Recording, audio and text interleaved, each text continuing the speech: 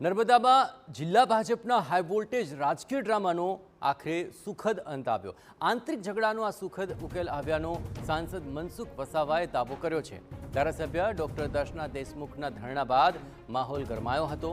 જિલ્લા પ્રમુખના રાજીનામાની માંગ પણ બુલંદ બની હતી। આ સમગ્ર મામલો ગાંધીનગર પ્રદેશ કાર્યાલય સુધી પહોંચી ગયો હતો। જે મતભેદ હતા તે દૂર થયા હોવાનો મનસુખ વસાવાએ દાવો કર્યો છે અને કહ્યું કે પ્રદેશ મોવડી મંડળે જે માર્ગદર્શન આપ્યું તે અમારા હિતમાં છે। આંતરિક ઝઘડાથી પાર્ટી અને સ્થાનિક કાર્યકર્તાઓને નુકસાન થાય છે। આવનારા દિવસોમાં બધા એક થઈને કામ કરીશું। રાજપીપળા ખાતે યોજાયેલા કાર્યક્રમમાં નાંદોદના ધારાસભ્ય ડોક્ટર દર્શના દેશમુખનું અપમાન કરાયું હોવાના આક્ષેપ સાથે તેઓ ધરણા પર બેસી ગયા હતા, જેને સાંસદ મનસુખ વસાવાએ પણ સમર્થન આપ્યું હતું। આ આંતરિક વિવાદ બાદ જિલ્લા ભાજપ પ્રમુખના રાજીનામાની માંગ બુલંદ બની હતી।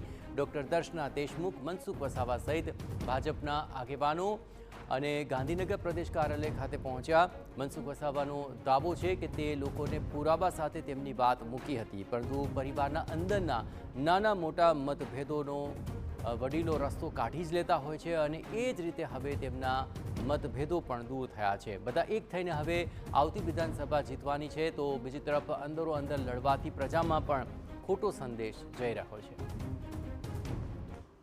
પ્રદેશે અમને બોલાયા હતા। અમારી વાત જે કહેવાની હતી તે વાત થઈ। હવે કોઈનો વાંક કાઢ્યા કરતા બધાએ એક પાર્ટીના કામ માટે કામે લાગી જવાનું એવું મેં નક્કી કર્યું છે અને પાર્ટીમાં હવે કોઈ પણ પ્રકારના હવે ભેદ નથી। શીર્ષ નેતૃત્વ છે એ એમનું જે માર્ગદર્શન હોય એ અમારે જીવનમાં અમલમાં મૂકવું જ પડે। એટલે ક્યાંક નાની મોટી કંઈક ને કંઈક ક્ષતિ હોય, કોઈકની ગેરસમજ થતી હોય, એ અમારે એ સમજીને દૂર કરવું પડે।